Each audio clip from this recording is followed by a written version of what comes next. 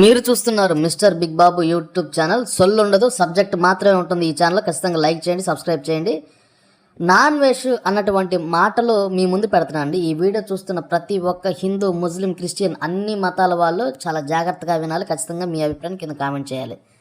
అతనన్న కొన్ని మాటలు మీ ముందు పెడుతున్నాను, చాలా జాగ్రత్తగా వినండి. ఫస్ట్ పాయింట్, అతను ఏమన్నాడంటే భారతదేశంలో సేఫ్టీ లేదంట. ఒక ఆవుని 5గురు కలిసి పాడు చేశారు.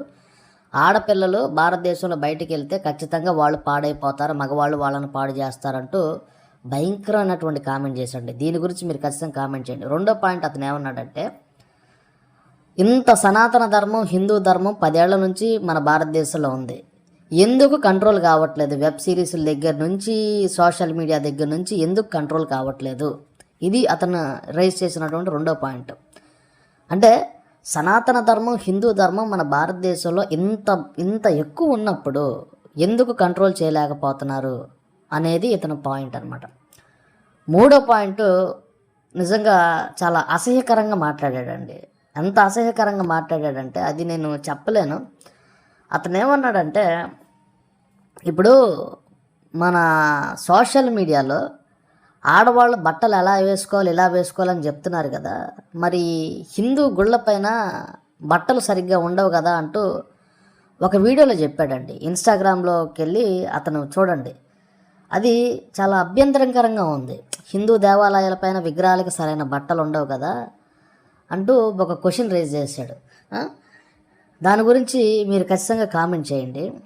ఇంకోటి ఏంటంటే, ఇతను ఎంత అభ్యంతరకరంగా మాట్లాడుతున్నాడంటే భారతదేశంలో సేఫ్టీ లేదంట.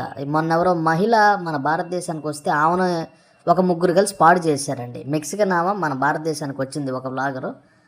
ఆమెని ఒక 3 మగవాళ్ళు కలిసి పాడు చేశారండి. అది నిజంగా జరిగింది మన భారతదేశంలో. అయితే నేను అనే పాయింట్ ఏంటంటే, భారతదేశం ఒక్కటే కనిపిస్తుందా?